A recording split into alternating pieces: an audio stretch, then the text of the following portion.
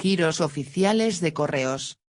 La razón social será Sociedad Estatal Correos y Telégrafos, el CIFEL de correos a 83052407, el nombre del autorizado será el cargo, EG, director de oficina, y podrá identificarse con su NIP. Organismos oficiales. La identificación se realizará por nombre del organismo y CIF. El autorizado que actúe en nombre del organismo para la admisión del giro, podrá identificarse con su NIP, número de identificación personal. El resto de organizaciones, instituciones, asociaciones, fundaciones religiosas, benéficas o de cualquier índole deberán identificarse con su CIF, como el resto de personas jurídicas. Cualquier autorizado que actúe en representación de un organismo o institución de este tipo deberá identificarse con uno de los tipos de DOI válidos, NIF, NIE, pasaporte / otros. Menores de edad. Para la admisión de giros a menores, estos habrán de actuar necesariamente representados por sus padres, tutores o representantes legales. Al ser necesaria la presentación del DNI con carácter previo a la realización de la operación, únicamente pueden admitirse giros a los mayores de 14 años, que habrán de actuar siempre representados por sus padres, tutores o representantes legales. Es preciso tener en cuenta que los menores representan un riesgo más elevado en materia de prevención de blanqueo de capitales. Operaciones sospechosas. Las operaciones que se relacionan a continuación se consideran sospechosas. Operaciones no ejecutadas, fallidas, que no llegan a realizarse porque el cliente rehúsa terminarla cuando se le exige algún requisito esencial de identificación, se niega a cumplimentar la declaración de actividad económica, DAE, o a aportar la documentación acreditativa de su actividad. Operaciones en las que el cliente fracciona la operación en varias para eludir el deber de identificación adicional. Cuando existan indicios o certeza de que los clientes no actúan por cuenta propia, intentando ocultar la identidad del cliente real. Operaciones en las que, conociendo la identidad del cliente, no exista una explicación razonable sobre el origen o destino de las operaciones realizadas. Operaciones en las que el cliente no disponga o rehúse presentar la documentación justificativa de domicilio permanente o temporal en España. Operaciones en las que el cliente ofrece algún regalo para evitar ciertos requisitos de identificación. Operaciones en las que el cliente trata de eludir las medidas adicionales de identificación. En general, operaciones que presentan indicios de blanqueo de capitales o conexión con actividad delictiva. 112. Cuando se aprecien indicios de la existencia de alguna operación sospechosa o no ejecutada por la negativa del cliente a aportar la documentación requerida, el responsable de la oficina o el empleado que tuviera conocimiento de ella la comunicara al área de prevención, mediante el formulario establecido en Conecta. El formulario esté disponible en Conecta Información y Gestión Normativa Prevención de blanqueo formulario. El formulario contiene campos obligatorios que hay que rellenar necesariamente. Cuando el formulario esté debidamente cumplimentado, se pulsa Enviar. Automáticamente la unidad especializada, APC, recibe en su buzón la comunicación. Tras su envío, aparece el cuadro de diálogo ¿desea imprimir una copia? Es necesario realizar la impresión de la comunicación y proceder a su archivo en la oficina. Al realizar una comunicación sospechosa, se debe enviar copia de la documentación de la operación al fax 21216, documento identificativo. Copia del resguardo envío/pago, declaración de actividad económica. La oficina recibirá de la APC un correo electrónico de acuse de recibo del envío de la comunicación en el plazo de 10 días. Abstención de realizar operaciones. Deberemos abstenernos de realizar operaciones en los casos siguientes.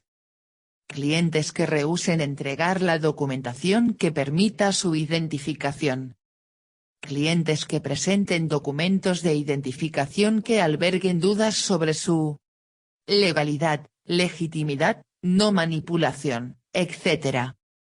Clientes que faciliten datos falsos o erróneos. Clientes que pongan fin a la relación al ser requeridos para que faciliten información.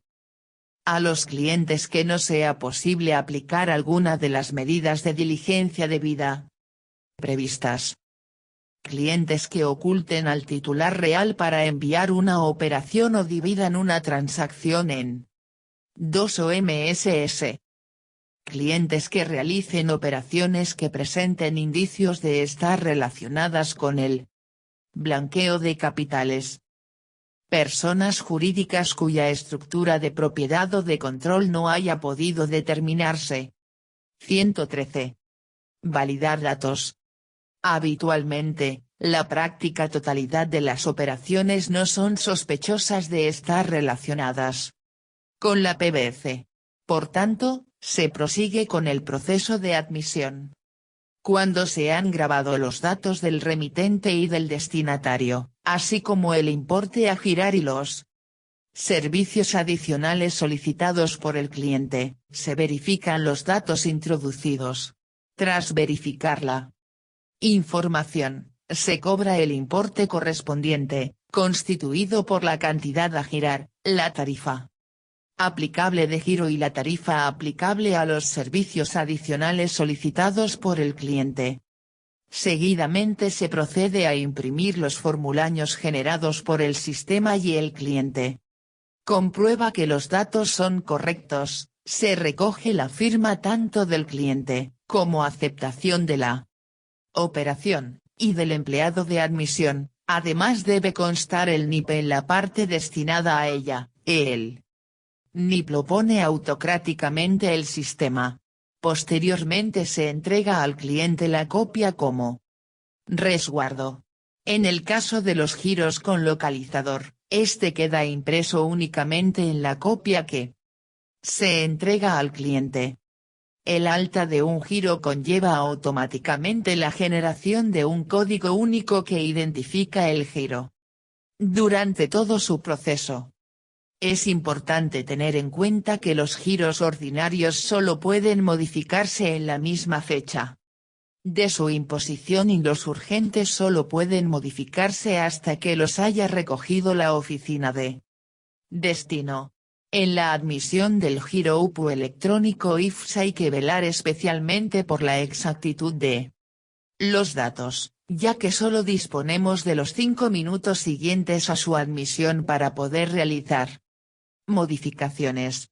Transcurrido este tiempo y si el giro se cursa a destino no podemos realizar cambios. Las modificaciones se hacen en la aplicación Iris Mantenimiento Giros. Una vez realizada la modificación, hay que imprimir una nueva libranza. 114. Archivar documentación. La documentación generada por el Servicio de Giro Nacional, Giro Internacional y Western Union se debe archivar en la oficina. El periodo de conservación de todo tipo de documentación que pueda tener fuerza probatoria, así como los documentos justificativos de las operaciones y exigidos para la identificación y conocimiento de los clientes es de 10 años. Este periodo se contará desde el día que se ejecute la operación. Los documentos generados por las operaciones de Giro y Western Union, así como los generados en las comunicaciones con el Grupo de Asistencia a la Prevención del Blanqueo de Capitales se ordenan de la siguiente manera. 1. Documentación ordinaria de cada operación. En giro. Impreso original de giro. Copia del documento de identificación del cliente, cuando no esté escaneado. Autorización del remitente, persona física, cuando existan giros autorizados. Copia del documento del autorizado. En Western Union, la oficina no archiva ningún impreso, a excepción de la exigida para la prevención de blanqueo de capitales. Esta documentación ordinaria se archiva cronológicamente en la serie documental 06. 2. Documentación específica de clientes. Documentación de personas jurídicas. Dosiers de clientes en seguimiento. Documentación de personas físicas con medidas reforzadas de PBC.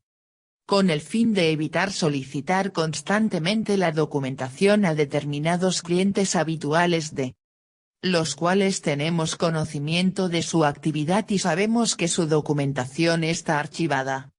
La periodicidad de revisión documental será de 1 año, siempre que les hayamos hecho previamente un seguimiento continuo de sus operaciones y hayamos comprobados que éstas son coherentes con la documentación aportada. Por el contrario, si las sucesivas operaciones realizadas por estos clientes habituales no son coherentes con la documentación de conocimiento aportada, tanto por su importe y número de giros como por cualquier otra característica de la operativa, se procederá a recabar nueva documentación adicional que justifique el origen de los fondos, aunque haya transcurrido un periodo de tiempo inferior al año. Como excepción, las oficinas que están activadas en el sistema GUPOS con digitalización de firmas no tienen que archivar ningún documento, ya que se guardan todos los documentos de forma digital en los servidores de Western Union. 115.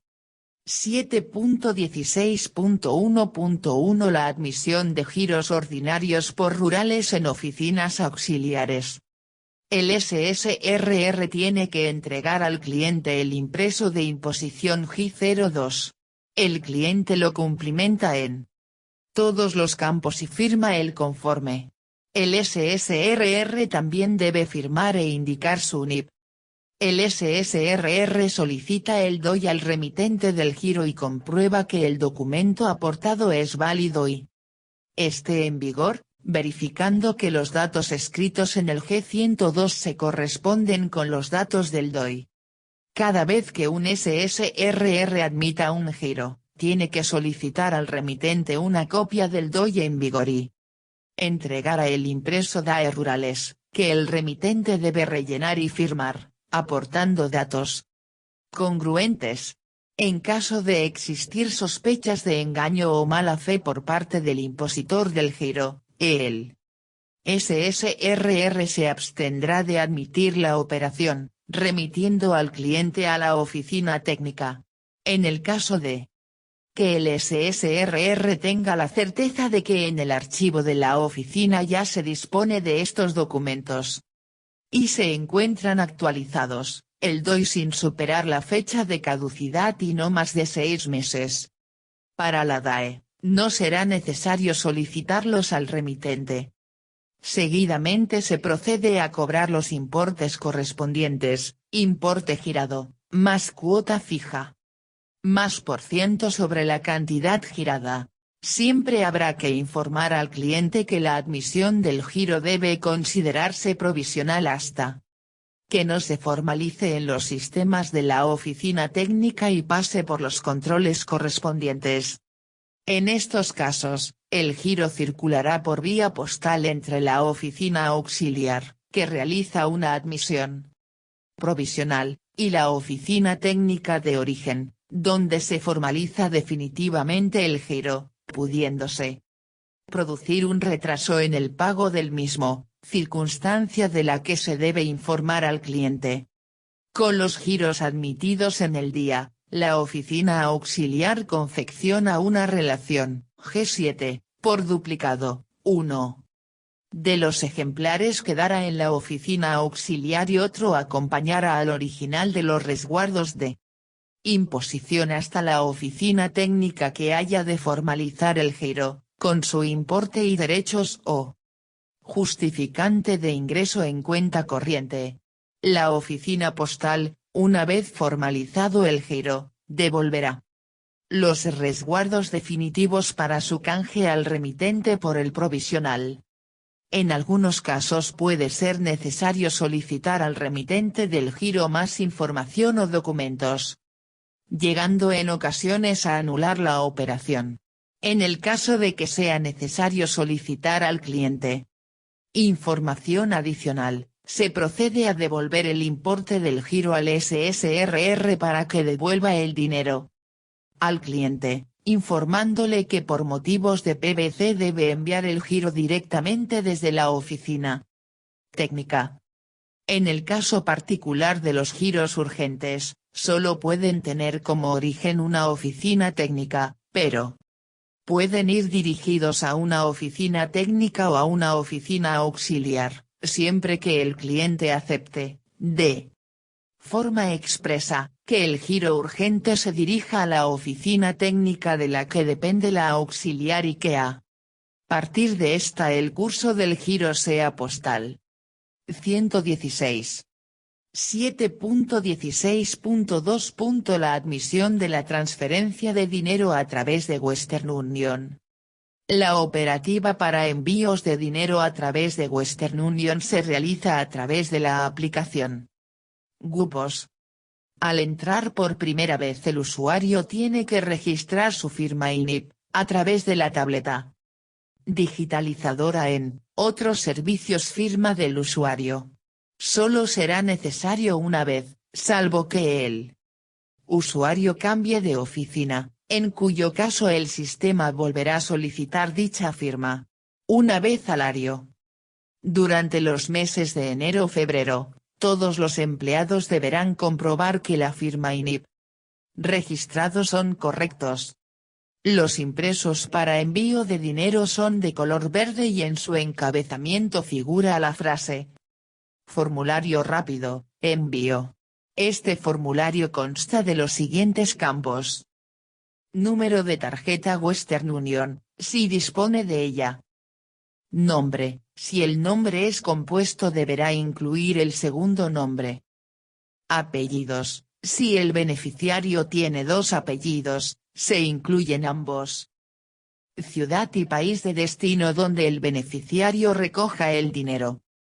Cantidad que va a ser enviada en moneda local, en cifra y letra. Tipo de moneda a pagar en destino. La información del remitente se recogerá por el empleado, directamente de la documentación del cliente. Es recomendable introducir los teléfonos de remitente y destinatario, aunque no sea obligatorio. Como siempre, se deberá verificar que el documento es válido, está en vigor y digitalizarlo. En las operaciones de Western Union es necesario escanear siempre y en todos los casos la documentación de identificación del cliente cada vez que éste realice una operación, independientemente de que la aplicación GUPOS lo solicite o no. La edad mínima para realizar envíos a través de Western Union es de 18 años.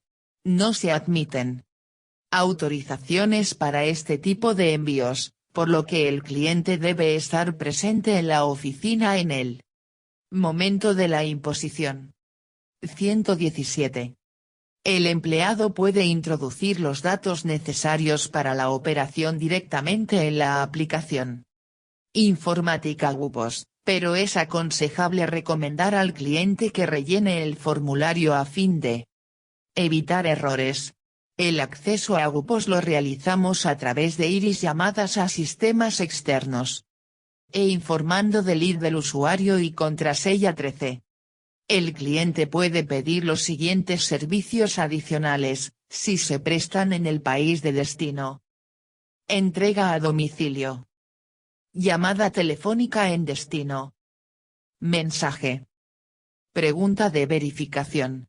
Se puede usar la pregunta/respuesta de verificación cuando el beneficiario no disponga de una identificación válida.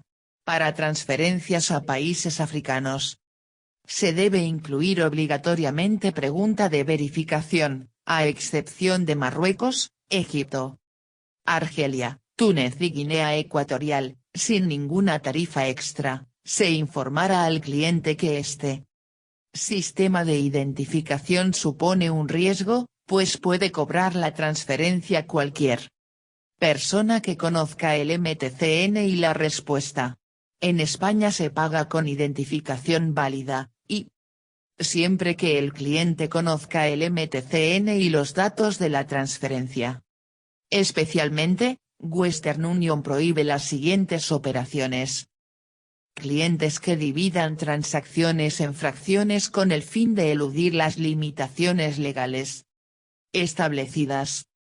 Clientes que utilicen el servicio para compra de acciones, bonos, fondos mutuos de inversión y contratos de seguro.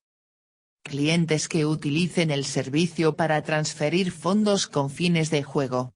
Cuando se tenga la certeza o simplemente se sospeche que la transferencia de fondos tiene el propósito de tomar parte en juegos de azar, el empleado de admisión tiene la obligación de rechazar la transacción, cuando tenga origen o destino en los países considerados paraísos fiscales que se encuentran detallados en el Manual de Prevención de Blanqueo de Capitales.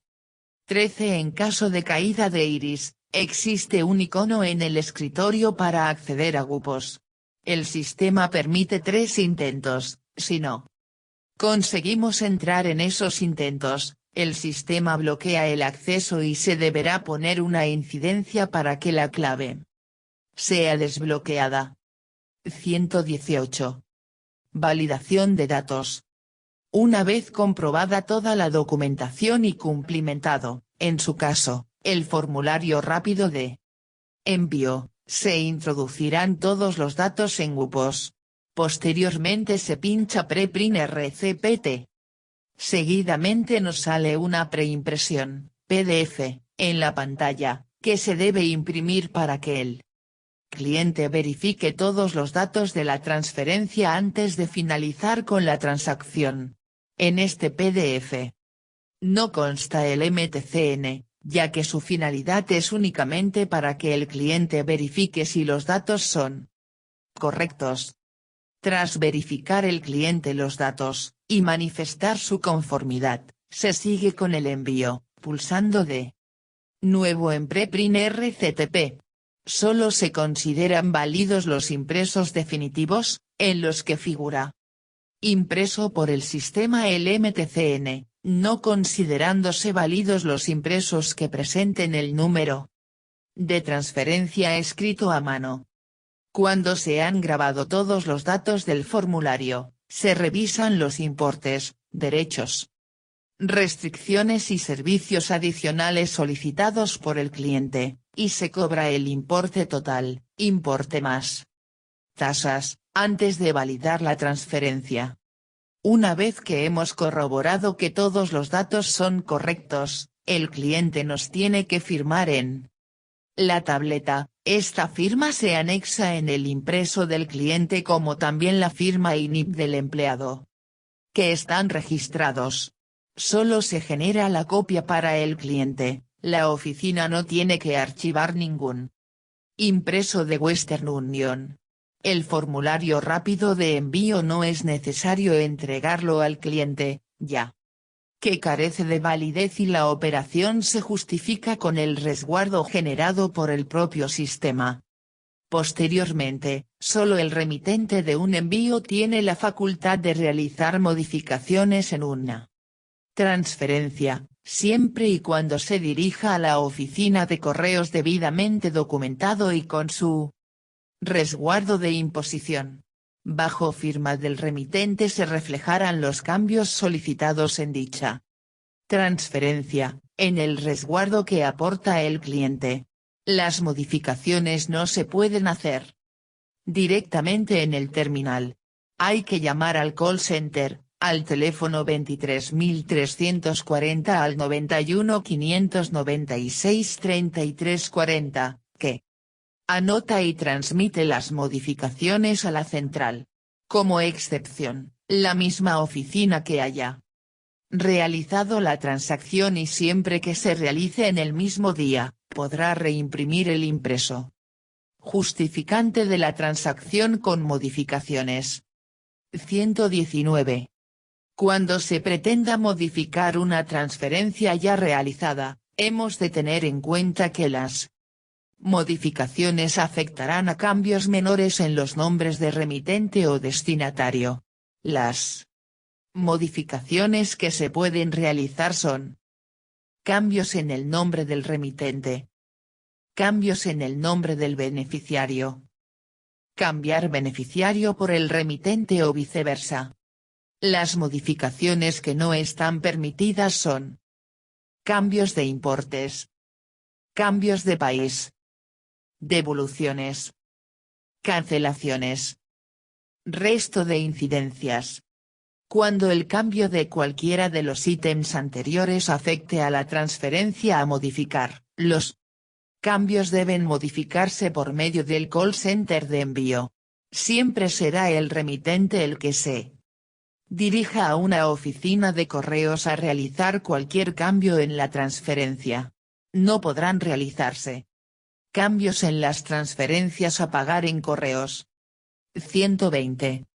7.17 La admisión de los servicios de telecomunicaciones. En este capítulo nos ocuparemos de la admisión del telegrama y del burofax, que son los principales envíos de comunicación electrónica que Correos ofrece a sus usuarios. 7.17.1 La admisión de telegramas. Cuando el cliente nos indique que desea enviar un mensaje a través de telegrama, le facilitaremos el impreso TG1 para que lo rellene y le explicaremos cómo debe hacerlo. El cliente debe rellenar el impreso de admisión TG1, donde anotará los datos relativos al destinatario, domicilio y localidad. También puede anotar el teléfono del destinatario. En el campo reservado para la dirección puede escribir como dirección válida, además de la dirección de un domicilio, un número de teléfono, de telex o de fax. Además se consideran direcciones válidas, un apartado de correos o lista de correos. En estos casos se utilizará la vía indicada para la entrega del telegrama.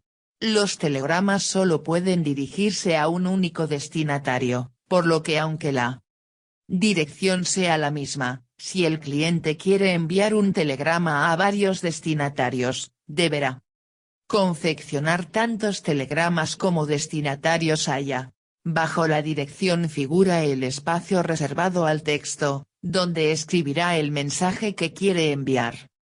Debe informarse al cliente que los datos de remitente no se transmiten a destino a no ser que se incluyan en el texto. Una vez que el cliente ha rellenado el impreso, el empleado supervise que es legible y, en caso contrario, se aclaran las palabras dudosas. Hay que tener en cuenta que se debe transmitir textualmente lo que el cliente ha rellenado en el impreso, utilizando únicamente caracteres telegráficos, por lo que, en caso de que aparezca en el texto algún carácter que no se ajuste a los admitidos se debe avisar al cliente para que los anule o sustituya. Si se realizan correcciones en el impreso, el cliente debe firmar su conformidad con la modificación. Para comenzar el alta de un telegrama en Iris se debe acceder al menú de Admisión telegramas, donde se muestra la pantalla inicial de alta de telegramas. Desde esta pantalla se puede admitir un telegrama rellenando la información básica, lo que permite preadmitir el telegrama en Iris, realizar el cobro del producto y completarlo más adelante. 0 Bien. Completar toda la información necesaria para ser admitido y finalizar el proceso. 121.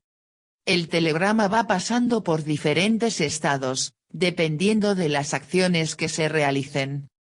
Admitido, el telegrama esté admitido en Iris, pero no tiene toda la información necesaria para ser enviado, preadmisión.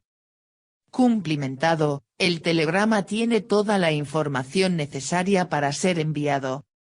Solicitado envío, se ha solicitado la publicación del telegrama en el sistema documental de correos. Publicado, el telegrama ha sido publicado correctamente en el sistema documental de correos. Enviado, el telegrama se ha enviado a SGIE para que realice el enrutamiento correspondiente, pero no se ha recibido confirmación. Confirmado, se ha recibido la confirmación de SGIE y el telegrama ha sido correctamente enviado. La admisión de un telegrama comienza seleccionando telegrama, introduciendo el código del producto o seleccionándola en el combo desplegable. Tras completar el tipo de telegrama, el código postal de destino y el número de palabras reales se nos muestra el importe del producto y se habilitan dos botones, aceptar y completar. Si pulsamos el botón aceptar, se da de alta el telegrama en Iris. A continuación, sube a bolsa el importe correspondiente y aparece un mensaje solicitando al usuario que introduzca el impreso TG1 para imprimir la validación del telegrama.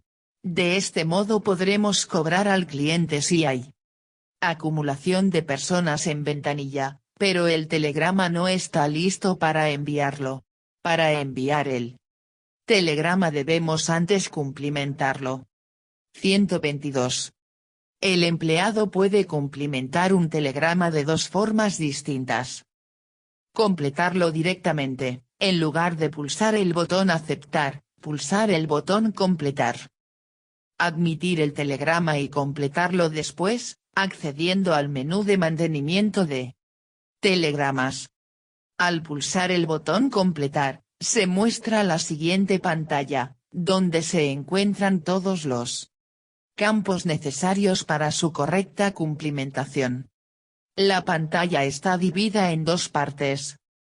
La parte superior, datos telegrama, muestra los datos de admisión del telegrama y no es editable. La parte inferior está compuesta por 6 pestañas y es ahí donde se encuentran los campos que deben ser rellenados. Destino, hay que introducir los datos del destinatario completos.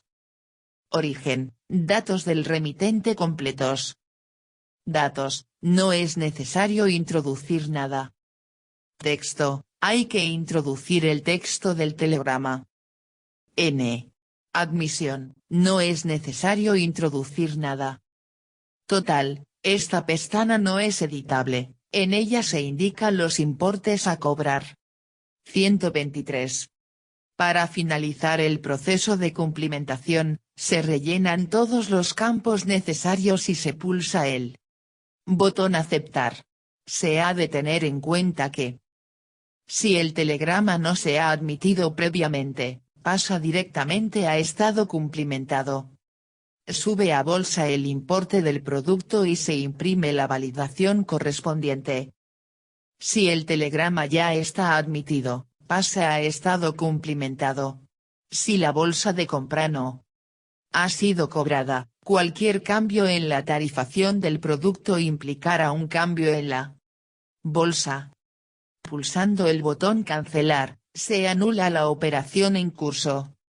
El empleado admite el telegrama y cobra al cliente en el acto, pero puede finalizar el proceso de cumplimentación y envío en otro momento, aunque debe hacerlo lo antes posible dado que es un servicio urgente. Hay que completar y enviar todos los telegramas el día que se admiten. En los casos en que haya que realizar la admisión de varios telegramas, se debe seleccionar el tipo de telegrama que se quiere admitir y una vez elegido, queda activo el campo admisión múltiple. Campo en el que hay que cliquear y aparece otro campo en el que se introduce el número de telegramas que se desea admitir. A continuación hay que introducir el código postal y número de palabras.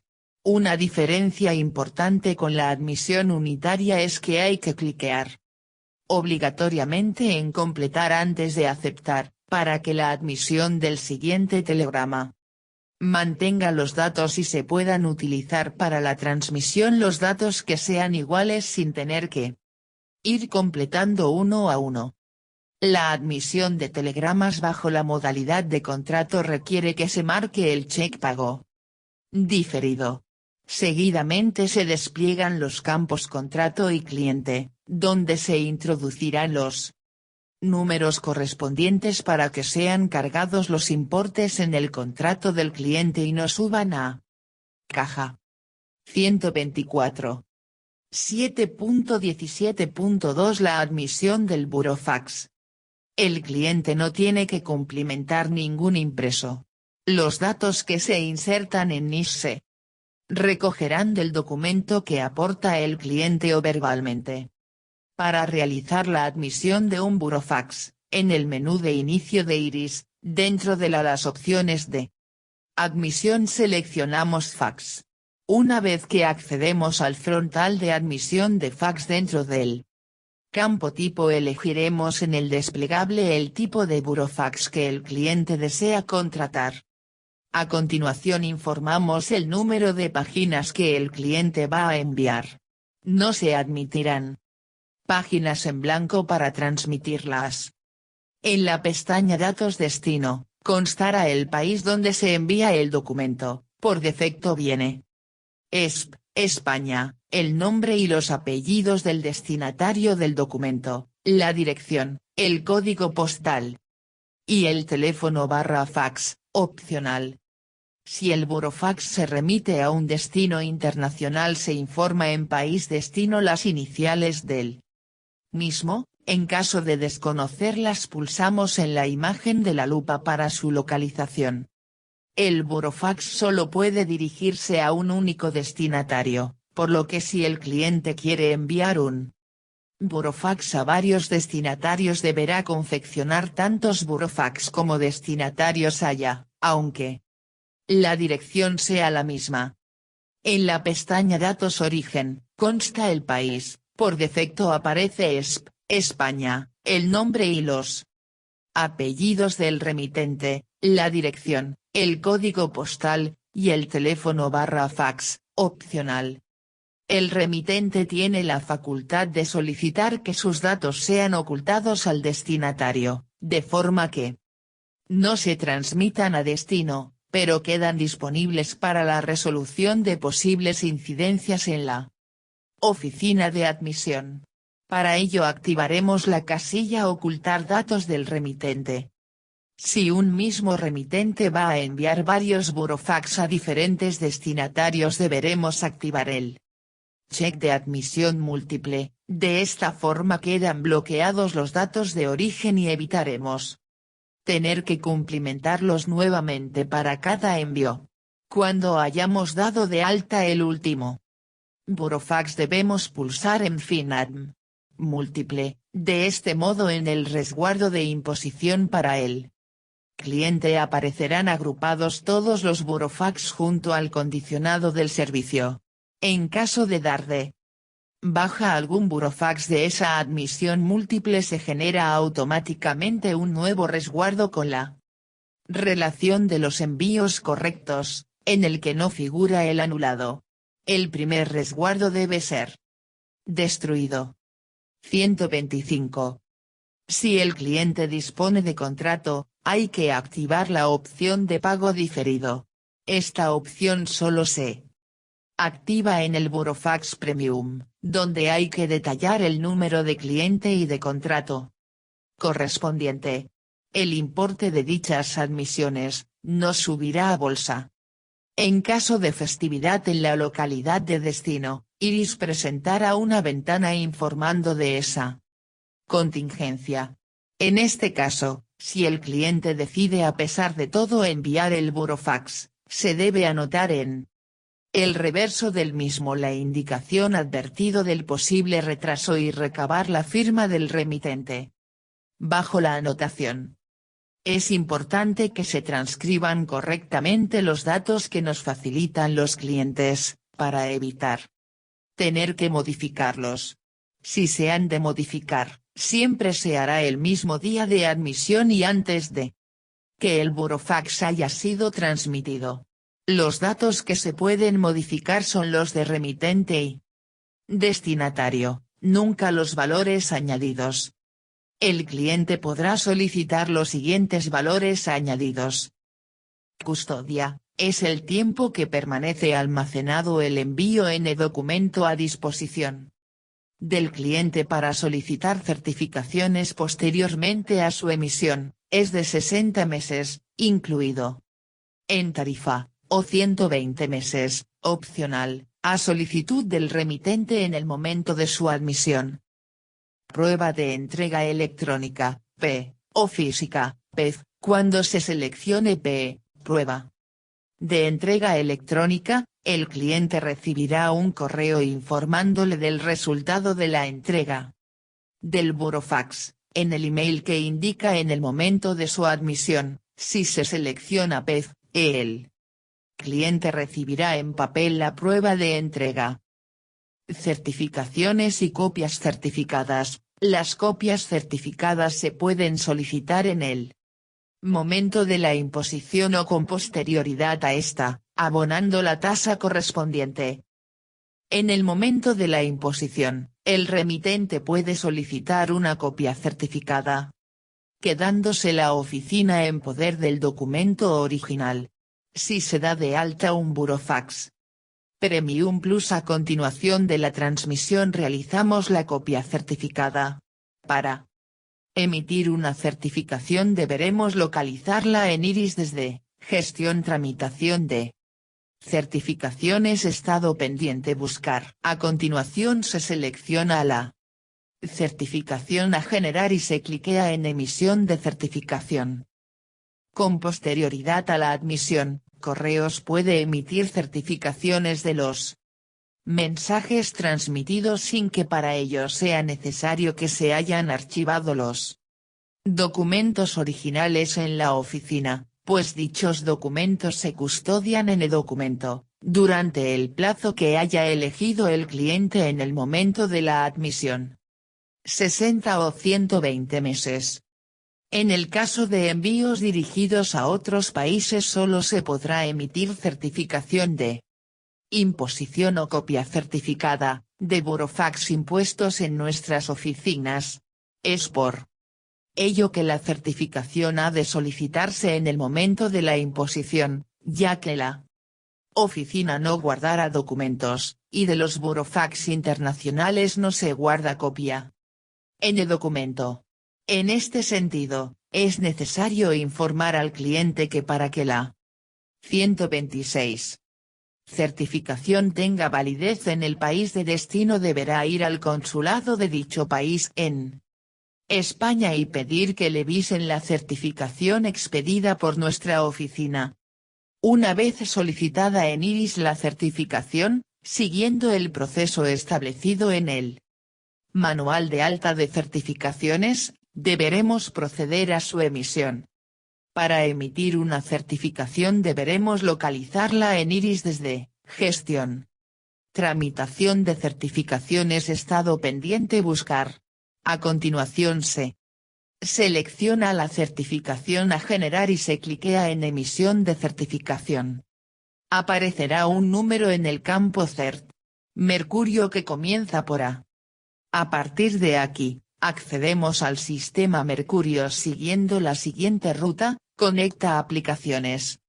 Mercurio Certificación, Gestión de certificaciones, tipo de certificación, certificación de contenido, Buscar. Aparecerán las certificaciones de contenido que aún no se hayan impreso. Se cliquea en el icono de la impresora y se genera un documento, en formato PDF, con la certificación solicitada. Solo queda imprimirla y entregarla al cliente. Está firmada digitalmente, por lo que el director no tendrá que firmarla. Se imprime la carátula firmada y los documentos enviados que se archivaron en el documento. 127. Aviso de servicio, servicio tasado, se solicita con posterioridad a la expedición de un mensaje. Mediante este servicio, el expedidor puede solicitar la modificación de la dirección de un mensaje o la anulación del mismo. También se deben atender desde las oficinas las solicitudes de anulación de burofax que han sido impuestos online.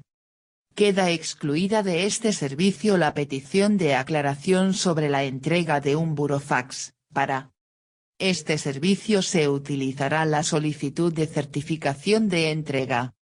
Una vez hemos introducido los datos en el sistema, se leen al cliente los datos grabados, antes de aceptar la grabación en Iris, para corregir los posibles errores que hubiéramos podido cometer. Tras verificar que todo es correcto, se pulsa aceptar, y el sistema da de alta el burofax, subiendo el importe a bolsa, generando una carátula con una numeración NBXXXX con todos los datos informados. Esta carátula acompañará siempre a los documentos a transmitir. En ella figura también la fecha, hora de admisión, tipo de envío, valores añadidos y oficina de admisión. En la carátula figura el número de teléfono, RICO, 26666, al que hay que enviar el burofax. Junto a la carátula, el sistema imprime otra hoja con el resguardo y el condicionado, que se ha de entregar al cliente. Una vez generada la carátula del burofax, se la presentaremos al cliente, para que firme en el espacio reservado para ello, aceptando la transmisión de los documentos aportados. Cuando el número de burofax a enviar es elevado y el cliente no va a permanecer en la oficina hasta que se termine la admisión de dichos envíos, debe aportar una relación donde figure detallado: 1. Nombre y dirección del remitente. 2. Nombre y dirección completa de los destinatarios. 3.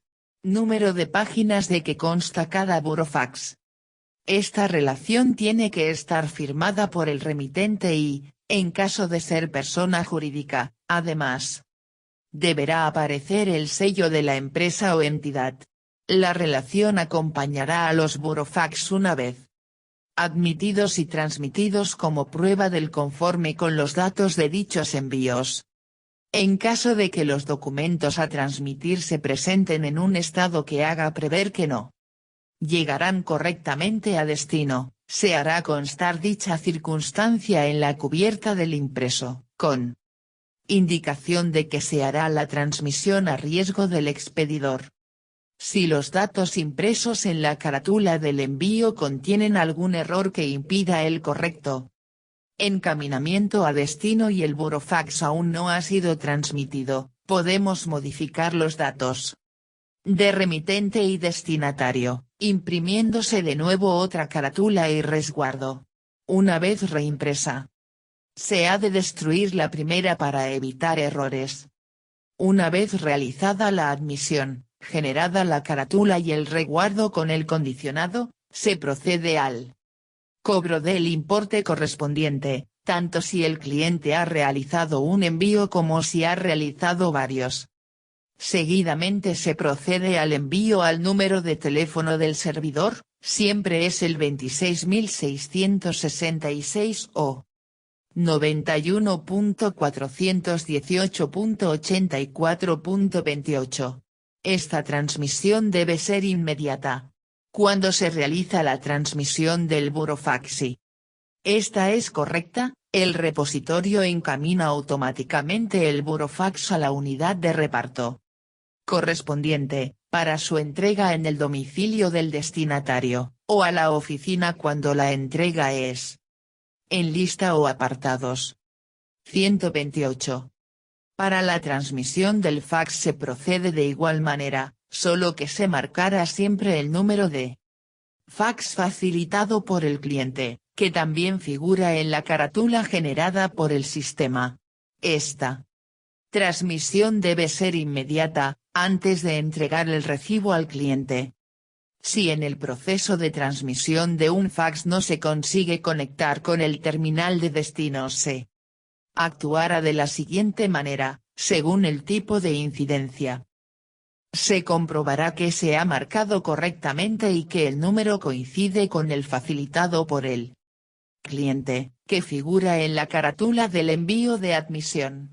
Si el número marcado no coincide con el obtenido en la respuesta automática del terminal, se repite nuevamente la marcación con el número facilitado por el cliente, ya que la no coincidencia de la numeración de marcación y respuesta es debida únicamente a una mala marcación con el terminal de destino.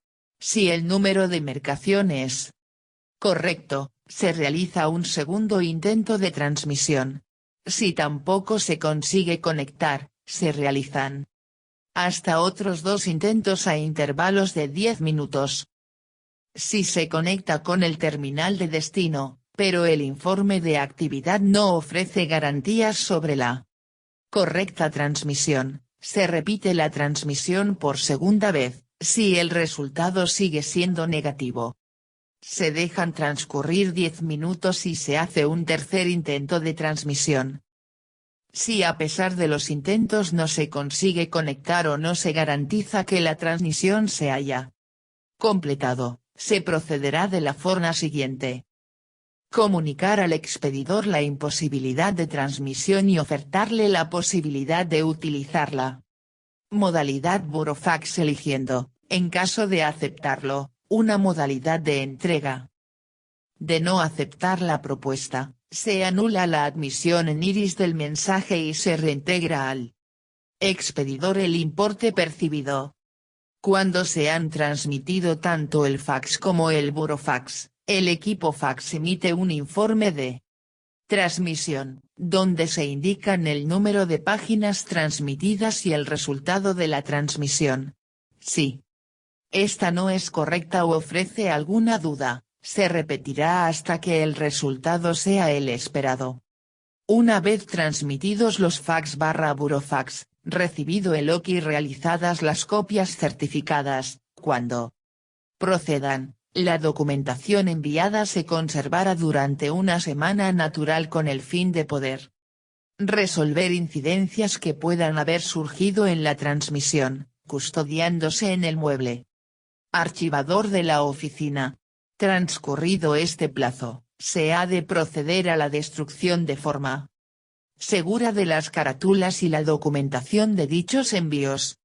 Como excepción, se mantendrá una copia en la oficina de la carátula y de los documentos transmitidos de todos los burofax que no hayan podido ser transmitidos por fax y se postalicen. Estos documentos se han de archivar en el mueble archivador, siempre separados de los burofax que sí se han podido transmitir por fax y que, como se ha dicho, en una semana se han de enviar para su destrucción segura.